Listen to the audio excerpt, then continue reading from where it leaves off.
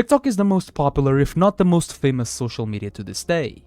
Although mostly harmless, as with every social media, there's always the other side of the coin. In this video, I'll be covering an iceberg that I made about disturbing things on TikTok. We'll be starting right on tier 2, since the first tier is boring. And I'm Sir Chris. I explore the internet, and I make videos about it. Let's go. Tier 2. Horror content. With everything a few clicks away, it is undeniable that the convenience of TikTok has given its users a platform for the various genres that exist, one of them being horror. Most of them are stories accompanied by slideshows, to even full analog horrors. One of the videos that sent chills down my spine was a specific video that ADK Sterling covered. It talks about a fictional story of a cave explorer named Manny Ramirez, who after several reports of entities being seen in a cave, Ramirez enters, never to be seen again.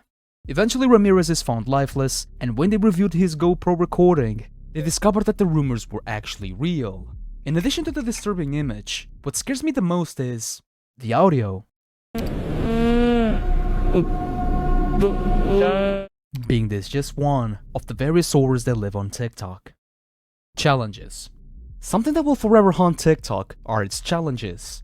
Since the very beginning, several challenges emerged on the platform that turned into trends. Even after specific challenges were banned, they never fully went away, often coming back in rounds.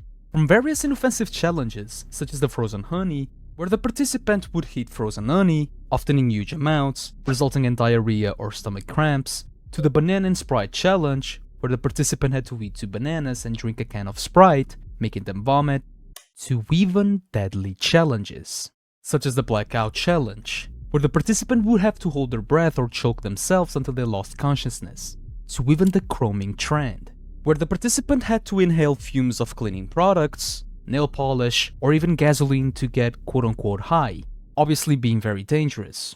Both challenges that I previously mentioned sadly had casualties, being the most recent death, a child who died on the 21st of November of 2024. Criminal edits. The more things change, the more they stay the same. Every social media has a problem with people idolizing criminals, mostly mass or even just the tragedy itself, like the Buffalo incident, the Christchurch, Columbine, and even Elliot Rodger. There are several edits on TikTok, all with an AI version of the perpetrator dancing with the number of victims on the screen. There's also compilations of part of the movies or videos, fan art, and even AI used to cover up the real footage, but more on that later. And if things couldn't get any worse, somehow there are people who consider them heroes for provoking a gigantic amount of grief in the victims' families. So ridiculous, man. Kigurumi. What if you were just scrolling and then you saw this?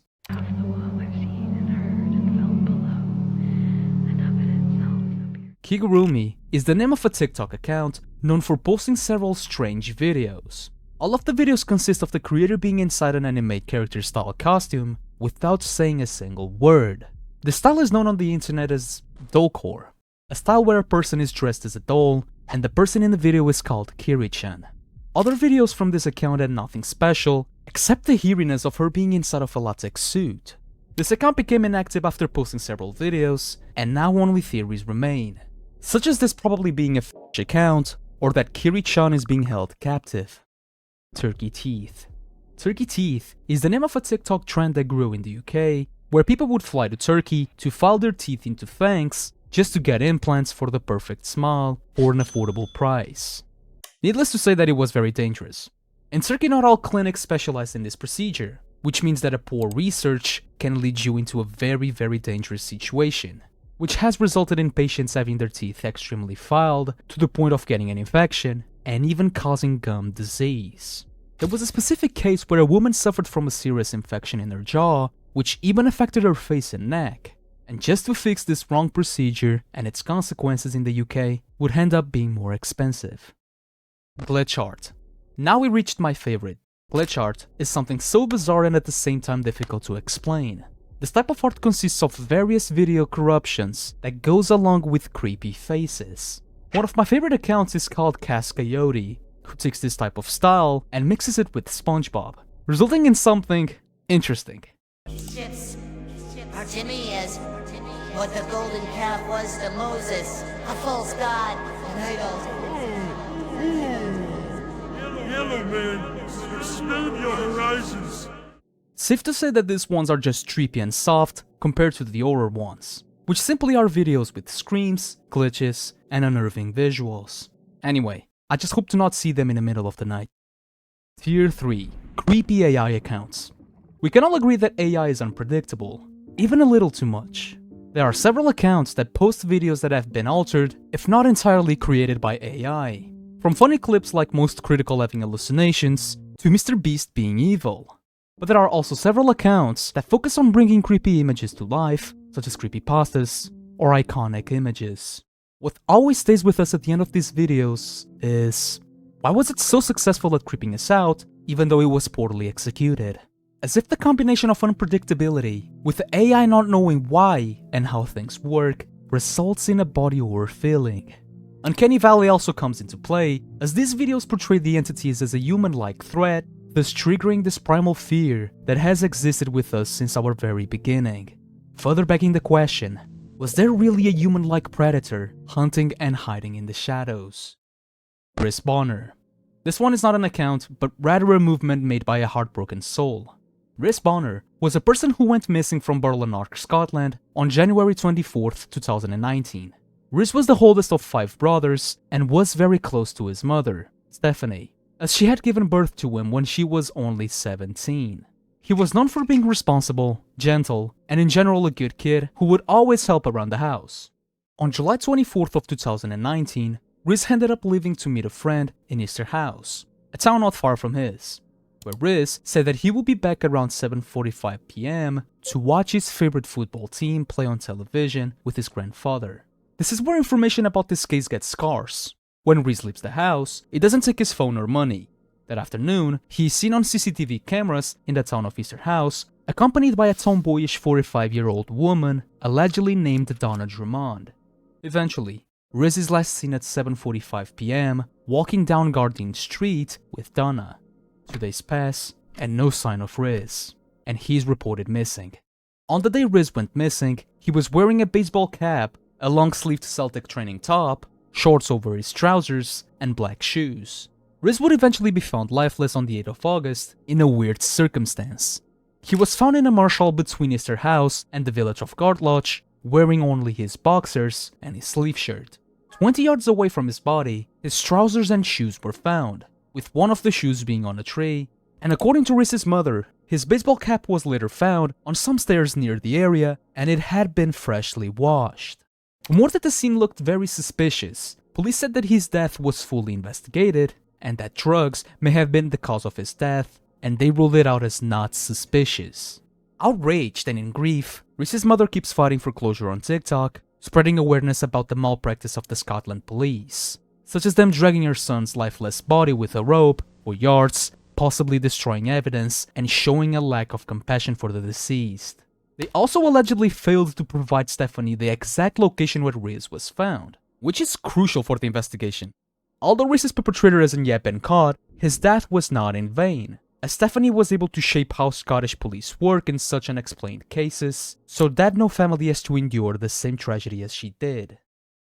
You Shouldn't Be Looking. An account that was deleted. You Shouldn't Be Looking was a TikTok account that posted several macabre videos. In total we have 2 hours of footage, so I'll just cover the most shocking and alarming ones. The first video that set off the alarm was one where he was dragging a suitcase that was leaking a red liquid, where he comes to a bridge and throws the suitcase and the alleged murder weapon into the water. Another video shows him hiding a bag with remains. There were also some live streams that happened where the supposed killer was stalking his victim. People at the time didn't know, but they suspected this to be an ARG. And from here on, the following episodes raised some eyebrows due to the props being credible, such as the body on the tarp. And this ARG ends with the killer taking his own life through an I'm gonna be very honest with you, this has to be an ARG, like, the name is very eye-catching, but nevertheless, slightly disturbing. Dead TikTok accounts. By dead TikTok accounts, I mean accounts that previously belonged to influencers, but due to them sadly passing away, they now remain inactive as a virtual tombstone. One of such accounts is that of Kirra Hart. Kirra was a normal young adult from Florida.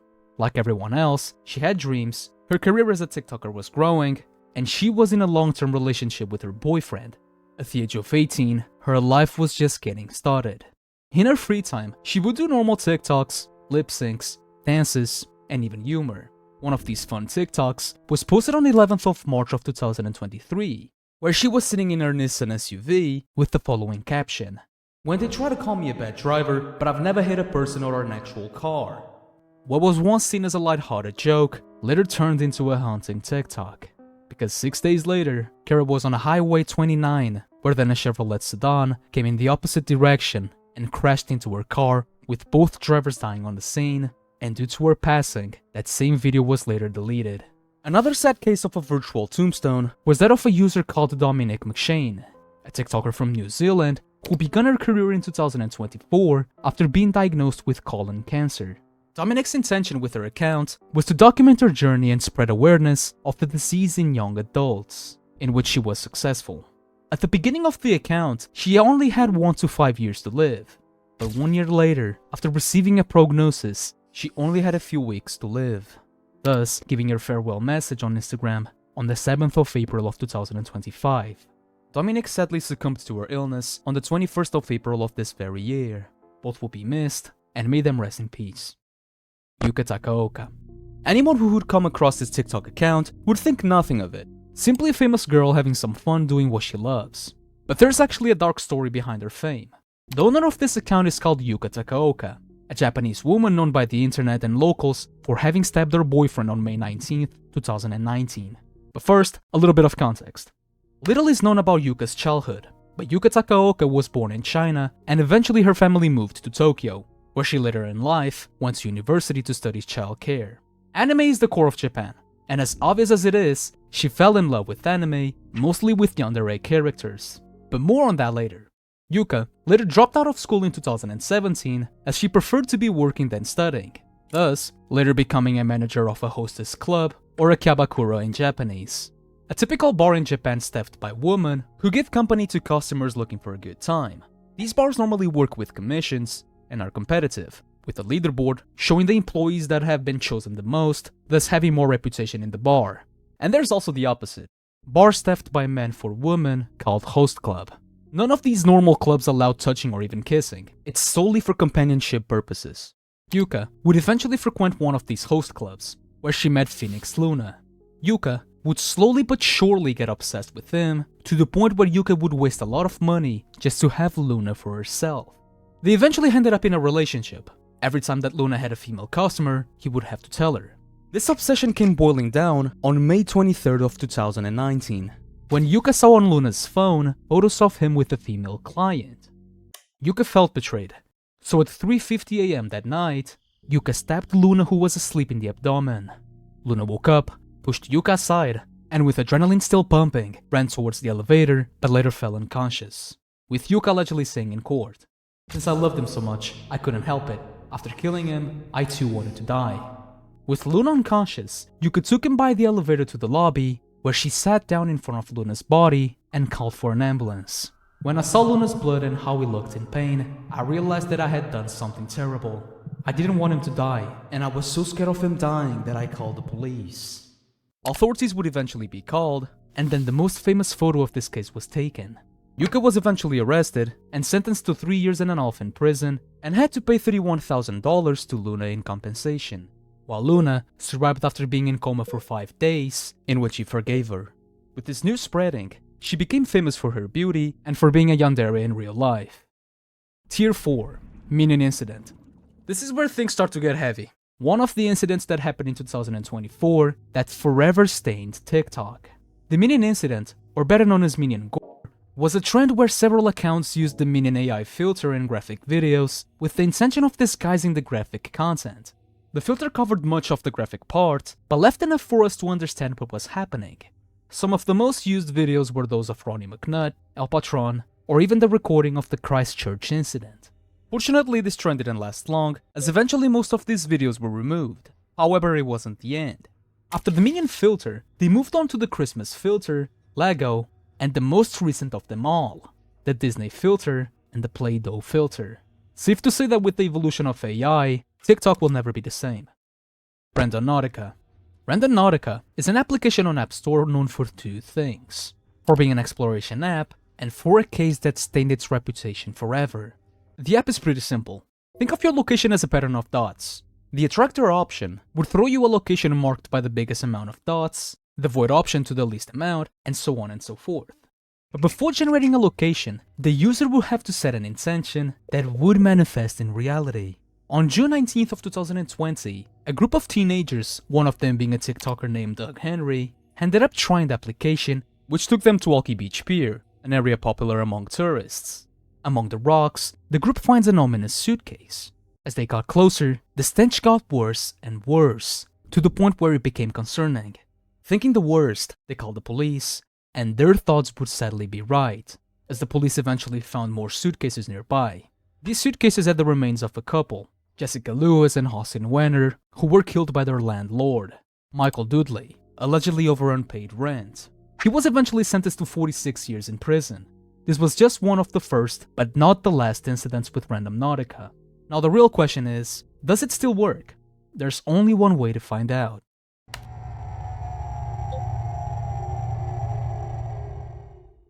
Claire Miller. Claire Miller was a 14-year-old TikToker who had her account banned after an incident that shocked the internet. Her account consisted of normal videos like any other account. Claire lived with her parents and older sister in a neighborhood in Manheim, Pennsylvania. Her older sister, Helen Miller, was born with cerebral palsy, thus being wheelchair-bound. Despite that, Claire and Helen had a good bond, always being there for each other. On the quiet night of 22nd of February of 2021, at 1 AM, Claire ends up going to the kitchen to get a knife and uses it on her sister who was asleep. After brutally taking her sister's life, regretful, 8 minutes later she calls 911 to confess. All of this happening while her parents were still asleep. A few minutes later, Officer Bender and Lewis arrived at the scene. They were greeted by Claire, who was covered in blood, saying several times that she had taken her sister's life. The parents would eventually wake up in the most tragic way imaginable, confused, with police and paramedics at their house, and the shocking realization that in just one night, they lost 2 daughters. Claire, even though she was only 14 at the time, she was tried as an adult and was sentenced to 12.5 to 40 years in prison. Kirra Hart. This is a very triggering entry. Just to someone, kind of. I don't know. It's Kirra, and she was at the house, and we just pumped her, and we're just like talking to her for these 4 hours straight, and it was funny as fuck. So she's like full fucked up.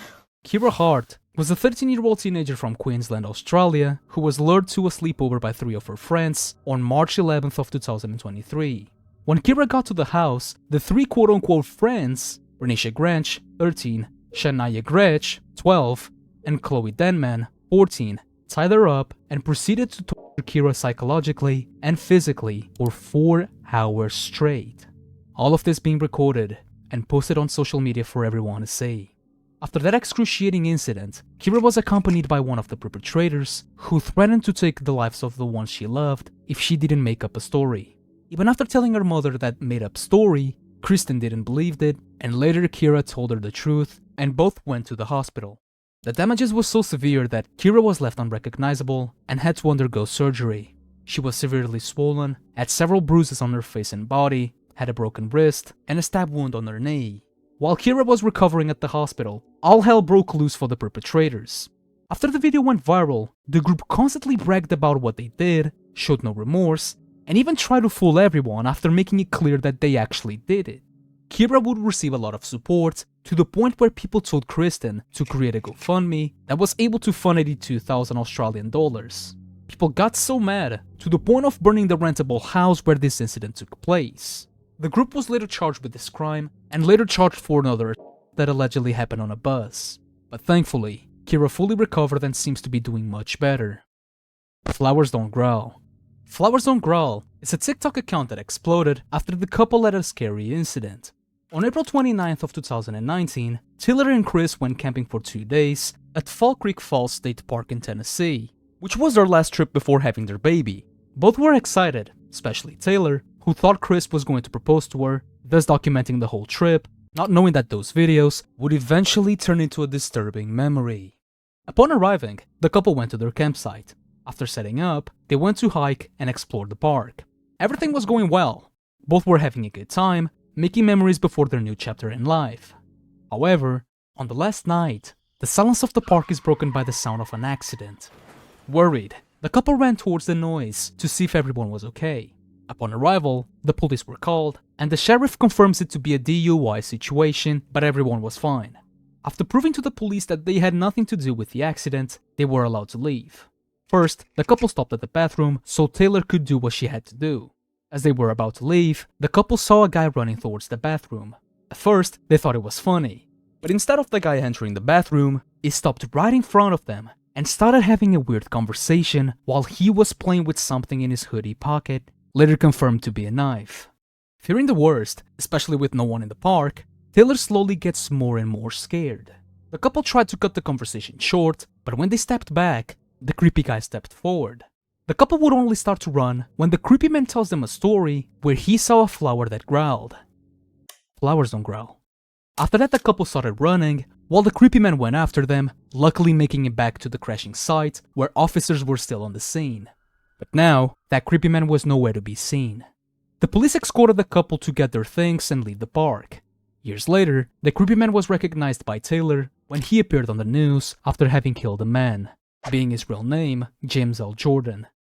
Tier 5. Modernized Accounts. I don't even have to tell you why this one is bad. By modernized accounts, I mean accounts that show the beginning of graphic videos, often adding an innocent sentence until the mask falls off, and we understand that the video is not as innocent as it seemed. They don't show the graphic part, so their account is totally allowed.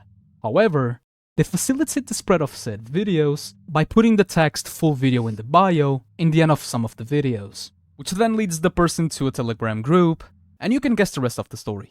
The comments are either filled with bot accounts responding to people with weird and dangerous links, or with people asking for the link of the video, with some of these videos even reaching millions of views.